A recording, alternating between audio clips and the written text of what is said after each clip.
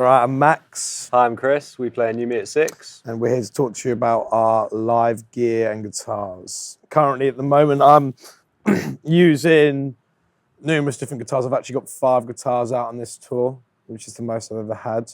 So it's quite nice to have the option to play about with, sometimes. Fussy. Yeah, I'm a bit fussy like that. I like having options, though. I'm using a Gretsch White Penguin. It's a custom shop-made one by a guy called Steven Stein, and I really like it. It's got a very heavy tone for what I play, the certain songs I play for it. It can be very diverse, and it basically provides a sound that I need. And I like the hollow body kind of floating around the chamber. So I think that's pretty cool, and I really enjoy playing that guitar at the moment. The main guitar I'm using in the set at the moment is a Fender Telecaster 77. It's an original.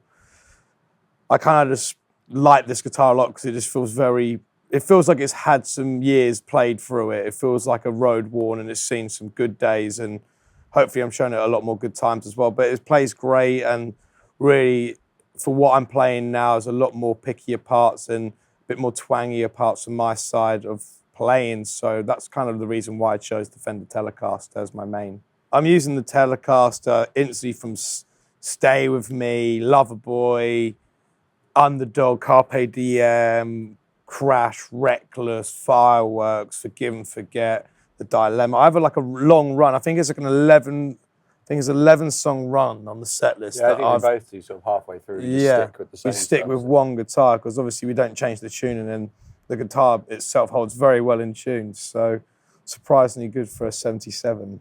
So yeah, I've used that for the majority of the set. And the other guitars I have as well is a Hagstrom Northern series. It's a Super Swede, and I use that for my lower tuning. I have that in C sharp tuning, and that is used for songs like The Consequence and Bite My Tongue. I use this guitar because it sounds great as a fat distortion sound. When it's got everything thrown at it, it just managed to maintain and just sound full and fat. And for the parts I play in those songs, it's basically fat and cut through. I'm not the best at describing my technical abilities, so sorry about that, people. You'll be a bit disappointed in me. It's fat. It cuts through. The distortion sounds great. It's crisp. So yeah, that ran over. Well, it looks cool. Yeah, it's different as well. Yeah, like you don't see many people playing Hagstroms. The only other person I've really seen playing one is Pat Smear, obviously from Foo Fighters. So he's got his own custom with those guys. And I think some of the guys from the Wild Hearts as well use a couple of the guitars as well. So, and then my last two are, I've got the 335 Chris Cornell Gibson signature model, which has got the Lola Lollatron pickups in, which are wicked. Also, kind of sounds the same as my Gretsch, but that's why it's my backup for my main guitar, just in case if anything went wrong with my telly, that I know that's a great guitar to go to, and for the sound-wise for the whole entire set, that it provides what I need. And then the matte black as well, the satin black, which is always a tasteful touch if you like the sexy look of a guitar. And then I use a Fender Jazzmaster as well. I've just kind of brought that into the set at the moment. And I've just changed the bridge up from the Jazzmaster bridge to the Mustang bridge, just so it's not flopping about. And every time I strum, the strings are pinging out, because you know what it's like with a Jazzmaster. So Fender, if you could change that for everybody, they'd be very happy with that. But no, I really like it. It's something I want to bring in more and more into the set. I think especially later on when we start writing again, I think I'll be playing a lot more pickier parts. I'm not just playing chords anymore, which is quite nice as you progress with your writing skills, and certain guitars definitely bring that sound, and the Jazzmaster's a lot more twangier and thin. That sounds wicked. Yeah, I've got 4 guitars out with me. I've got a little fleet of Ibanez guitars. They all look the same, but they're all very different in their own little ways. I've got 2 of my signature model, the CMM1, which is a great guitar. I'm just using exactly what you can buy in the shops, just straight off the shop floor. 350 sheets, aren't they? Yeah, apparently something like that. great for 350 sheets. Yeah, so that's got a humbucker in the bridge, P90 in the neck. And I use the production ones I'm using a lot for some of the sort of softer songs, whether it's full bone clean using the middle position for both the pickups, just get a really nice smooth sound. or just the songs that aren't quite full rock and roll, but sort of just break-up-y sounds. So it sounds really, really good. Then I have another one, which is a custom shop one, which looks the same as the production line, but it was hand built in LA by the guys at Ibanez. I made a few little tweaks to the one that you can buy in the shop. So the body's a little bit thicker. The neck's a little fatter, sort of halfway between Telly Les Paul territory, and the neck's all completely unfinished on it. So it's really fast, really nice, and just feels like a really solid, huge guitar. I swapped the pickups out in that for Seymour Duncan Antiquities, I believe, and that's my main guitar currently at the moment. It just sounds full. Everything's exactly where I want it. It's very easy to control, but it's still heavy. It doesn't sound fat. Yeah, it does sound fat. Yeah, well, it does. That's all that matters, really, doesn't it? Yeah, but it's just great for doing both ends of the spectrum. You can get a lovely clean sound out of it, or it's great for full on. Have you got the coil tap in that as well? Not in that one. I have the coil tap in the production line. Yeah. Yeah, that one's really cool for cool tappy stuff. You sort of get your stratty sounds out of a different sort of guitar. So it's nice. That's probably one of my favourite sounds, is sort of cool tap the humbucker and get the P90 and then shove it in the middle, and it just sounds great. What else we got? We've got another one. I've got another Rocore guitar, which is sort of based off sort of like a thin line Telly, sort of like that. It's black, double binding, double cream binding, F-hole, nice sparkly pickguard. That's really nice. I play that for one song, just as like a stopgap between my main guitars while they get tuned back up. And it sounds great too. Again, another sort of cheaper end guitar, but you can use it for whatever you like, and they hold up absolutely perfectly. I mean, I have a lot of more expensive guitars at home and things like that, but for me, it's just perfect every night. There's no problems with it, and you don't really have to worry about it. They've looked after you quite well as well, Ibanez. They've supported you for how many years now? Must be about. I've been playing them for about 10 years, but I've been working with them about 4 or 5 years. Yeah, so. But Chris is quite lucky on that front, that he's had the guys at Ibanez basically supporting what he does, and to the point where he's got his own custom guitar. You know, that's something that I look up to as a guitarist, being like, I've actually kind of in the middle of limbo at the moment. I'm kind of just finding where my home is at the moment with guitars, and hopefully going to work out a deal with somebody soon. Yeah. And then what else have I got? I got one more, which is again another Rocore. It's got 2 DiMarzio pickups in it, I believe. I can't remember what model exactly, but they're not sort of standard DiMarzio over the top, really hot. They're sort of a bit more simmered down for our style. Again, that's black, rosewood fingerboard, Grover tuners. It's got a Bigsby on it, a factory Bigsby. And this was one that I had designed when we were looking at building the custom model. I basically had the option to choose a different design to see what I liked, and sort of came up with that idea, modified their own design a little bit, stuck the Bigsby on, and yeah, great guitar. I use, we play primarily in 3 different tunings. So I have one guitar for drop D and E, which I tune up myself on stage, another guitar for E flat, and then another guitar for D standard, so a whole step down. And yeah, they all work perfectly for each song, so it's wicked. Yeah. So I'm going to talk about pedal boards now. I used to be a big believer and lover of having a ton of pedals, and I still do enjoy doing that. But for this tour especially, I've sort of cut it down a bit, stripped back, and just bought what was necessary for the set. So the heart of the pedal board is a G2 switcher by the Gig Rig, which is a fantastic company, British company. And the thing is just mind-blowing what you can do with it. It just makes everything so easy, and it's basically, you've got, 30 different patches, how different ways you can loop your pedals. You can swap your channels on your amp with it. You can set the phase between 2 cabs. You can basically do absolutely everything. So I've sort of taken that as the hub of the board and really used that item's potential to run the rest of my pedals. So it's pretty simple. I run 2 amps live, so I've just got an overdrive for each one. So on my clean amp, I run a JHS Morning Glory, which is sort of like a Tube Screamer clone, like a TS-808 clone. And it sounds and the other one I use on my dirty amp is an actual Tube Screamer TSO 808, like an old one, and they do actually sound quite different, which is nice. So the Morning Glory's got a really nice breakup on it. It sort of goes from nothing to a lot of gain very quick, so you've got to find the sweet spot.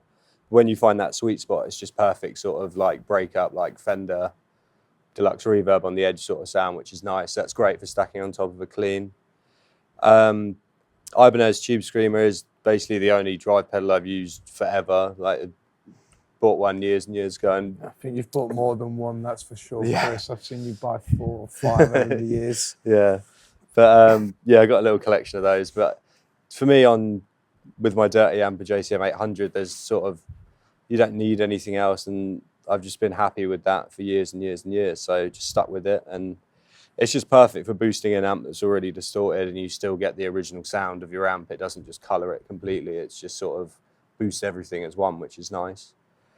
And then I used to use a lot of delays, like reverbs, modulation, all that stuff, but I've just sort of whittled it down now just to one pedal, the Eventide H9, which basically, it's just a big multi-effects with all the patches from their Time Factor series pedals, I think they're called. Not Factor series, something like that. Yeah, they're just like 4 pedals in one, Yeah. isn't it?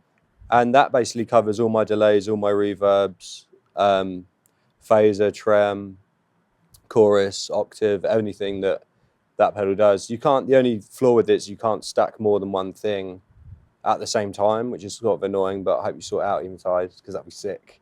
But yeah, so I run that through the G2, so it's MIDI in, MIDI out, and I basically have my set list in order on my switcher, and you push one button, it swaps everything via MIDI, and the patch is there ready to go. So instead of pressing 4 or 5 things at once, it's just one switch, and yeah, it's all there. And it's got a really cool function where you can sort of Bluetooth it to your phone or your iPad or anything like that, set up a set list in it, save it, and then basically turn the pedal on, it's good to go. And you can either arrange the set in your phone before a gig, or do it while you're on stage on your iPad, or give it to your tech and he can arrange it. And if you want to change things, he can all be doing that at the side of the stage. So it really is sort of Moving technology That's- forward, yeah, isn't sort of it? the- It's the taking future, I taking think, it the so. next step for pedals, really. Yeah.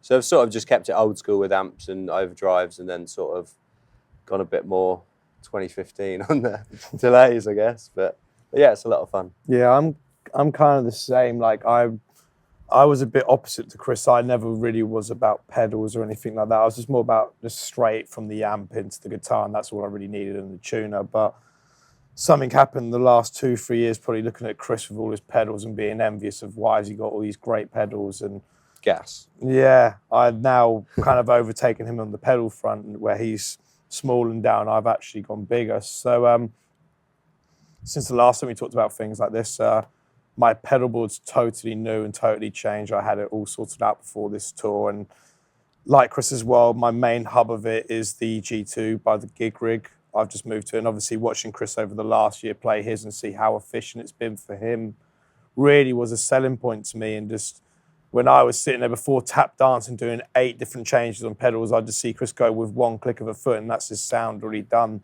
Just laughing. Yeah, he was You laughing. laugh. He was laughing, having maximum time for beer drinking on stage, when I was actually sweating, worrying about getting my settings right. So yeah, I kind of really, my hub is my G2. I've not gone to the MIDI yet, but I spoke to a couple of the guys at the Gig Rig the other day. They came down to our show in Cardiff, and I'm going to go and We're going to have do a, that have soon, a aren't mess we? about with those guys, and they're going to show us different ways of how you can use the G2 as well, which would be great for me to really find out from the masters who build it and show you all the secret tricks. The Strymons as well. That The you Stry- know, yeah, it's really exactly, handy yeah. having the MIDI with Well, it. that's something else. I was playing Boss DD20s, but I actually made the move from Boss to Strymon just because I know how great their company is, and talking to a lot of my friends who play guitar, they all rave on about how well the Strymon stuff works. And essentially, when I move to the MIDI system on my G2, it's going to sync up with my Strymon. I have a Mobius and a Timeline, so that'll sync up very well for me, and I'll be able to essentially do what Chris does at the moment, which having my songs on banks and changing the effects really. So they're 2 new additions, and reason why I got them was because the options you can do with the delay on the Timeline is ridiculous. Like the settings and the sounds you get. Like, I think my favorite one at the moment I've messed about with and got a couple of sounds is the ice setting. I use that on the verses of Carpe Diem, and I use it for Crash as well. And then like the Mobius for me as well, I think the selling point was really the fact that I could have chorus, phaser, flanger, rotary, vibe, tremolo, like all these settings into one box, where I used to have just single stomp boxes before for this. So it's kind of made space, but I've got more sounds out of it now, which is wicked for what I want to do. For writing wise down the line for Yumi at 6, it gives me more options to experiment and explore. Talking to tone wise, I use one guitar head. I use a company called Audio Kitchen, and I use that as my clean head, and I use a little chopper. So basically I find my clean sound with the little chopper, and then my overdrive sound is a JHS double barrel, which is essentially the same as Chris's Morning Glory pedal, but it's the Morning Glory on one side with an added boost 808 on the other side. So the way I run it is I have both of the settings on, and I run it really hot, but I have it so it breaks up quite well. And that's my overdrive. And then my main distortion is also another JHS pedal, but it's a Sweet Tea this time round. So the double barrel before is a low to medium gain sounding pedal, where this is a high gain sounding pedal. And that for me was essentially why I changed to my gear recently, is because I was using 2 heads before, and I was using loads of different things, and it was very complex, where I was just like, you know what, I just want to use one guitar head and make it so minimalistic and easy that I can play it from my bedroom at home, but come to an arena and play it in an arena, and I can use it for when we practice and write more music when that comes down to the line, you know. You can cover all bases. I can cover all bases, but drive pedals. Yeah, I've got my drive pedals there essentially that give me my little chopper. I can basically carry. It's about this big, you know. Like I can't rate anymore how good the Audio Kitchen head has been to me and how well Steve's looked after me. You can carry it onto a plane. I've taken it to America. I've never had to rent heads anymore. I never have to worry about going to Australia and go, oh, I need to rent this Marshall head, because I've got one that I can fly on a plane with me. And I think as a guitarist, knowing that you can take your guitar head anywhere around the world with you is a key factor of your sound and who you are as a guitarist. And really for the last year and a half, I've been playing this Audio Kitchen head, and I've become more and more in love with it, that I want to talk about maybe having my own custom ranges of little choppers with Steve, to be honest with you. And we've talked about building a custom head down the line. So that's my guitar head. So that'd be clean. And I use my 2 JHS pedals to run my overdrive and distortion. I have a Rotor Sound fuzz reissue based off the Jimmy Page pedals that he used back in the day, just the big square silver looking boxes. And they managed to get their hands on an original and modern, basically copied exactly what they had from the 60s, 70s version into the new one and made 2,000 of them. So being a big Jimmy Page lover, I thought, you know, I've got to get my hands involved with this. Looks a bit like a doorstop as well. It does look like a doorstop, yeah, but I tell you what, it doesn't sound like a doorstop. It sounds ridiculous. And I actually put the fuzz on top of my JHS Sweet Tea. So instead of just having this almost like high gain, but it's still quite clear distortion to it is just as this fizz and this fuzzy tone underneath of that. If I want to make something sound fat, if like Josh is not doing vocals on top of the song, I use it in Room to Breathe at the end of the song when the drums go down to the from the cymbals to the hi-hat.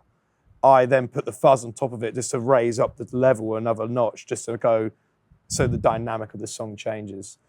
So that's really my tone-wise there. And then I use a TC Electronics Hall of Fame reverb at the moment as well. And I've been currently getting involved with that on a lot of songs just to kind of make it sound a lot more roomy and big and vast.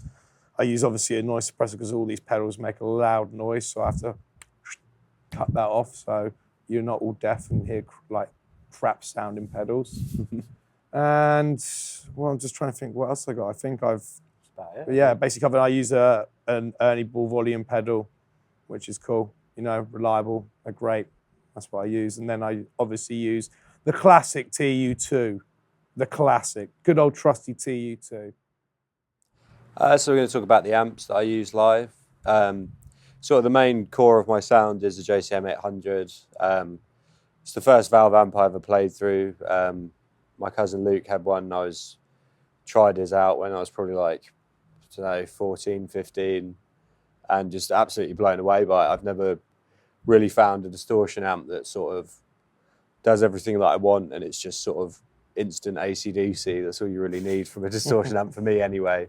But I love like that classic, just humbucker 800 sound. It's great for stacking pedals onto. Clean channel's not very good, but the distortion is amazing.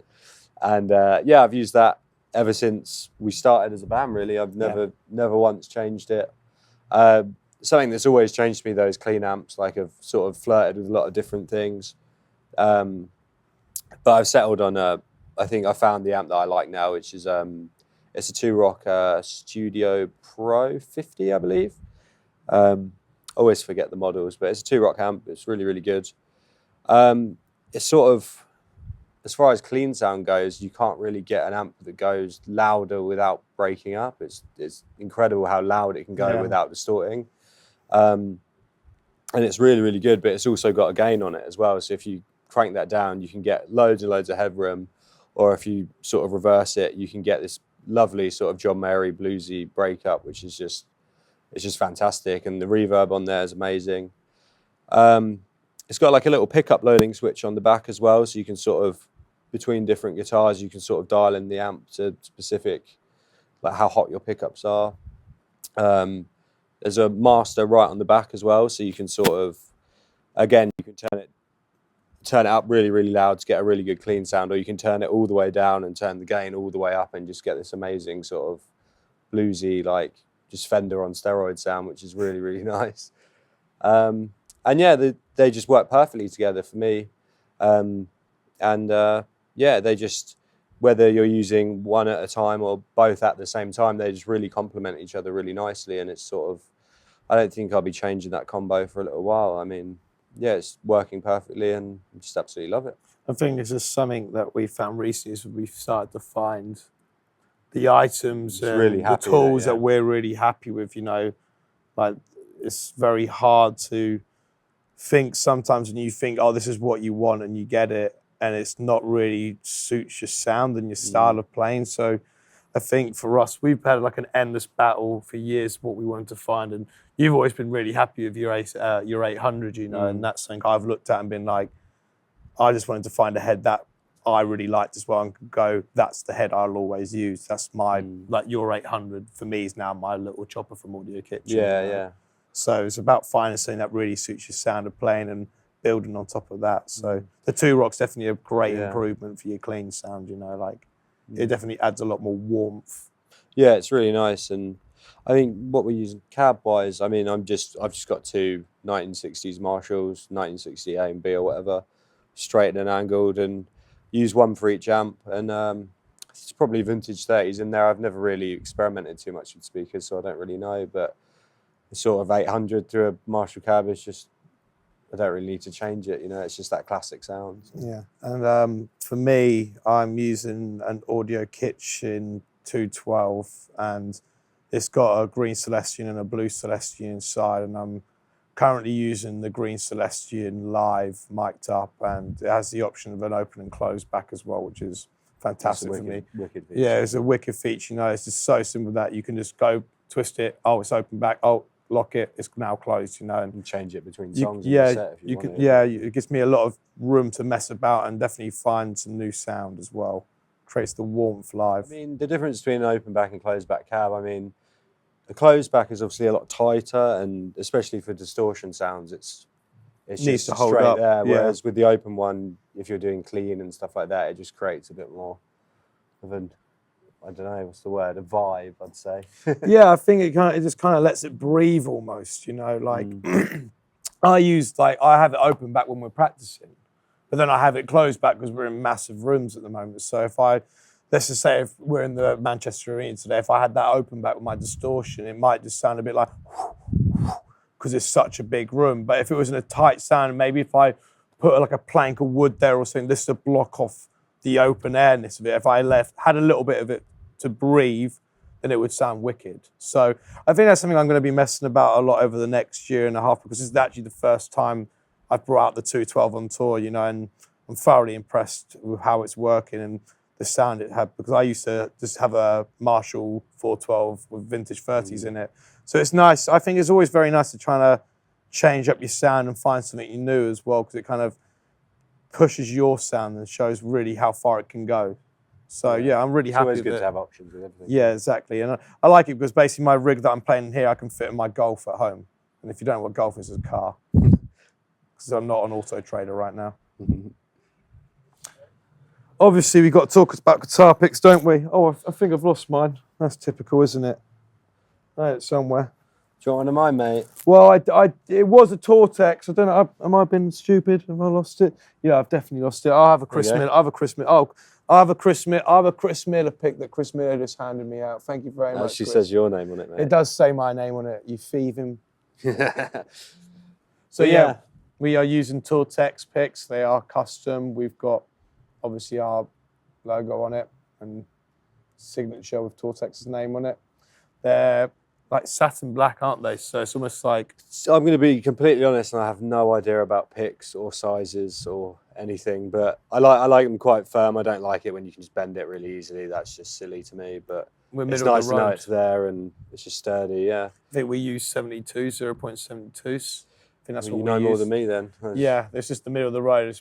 Matt's using 1mm for his bass picks. We're using 0.72s, and I like it. There's not like the shiny plastic material, because when you're playing live and you get sweaty fingers, you know it's just your pick's gone flying out your hand. So we've kind of gone for the satin finish. It's like it's a bit more sturdy. You've got a little bit more leeway, and you can play a lot harder with them. And I'm a bit of a hard strummer, so. Cheers, guys, for tuning in. I hope you found our sort of babble interesting. Yeah, this is what we use, and hopefully you can potentially go and pick up some of the gear that we use, and hopefully it improves your sound as well. And if it doesn't, then we're sorry you made you spend money on something that you don't want. So that's life at the end of the day, isn't it? cheers.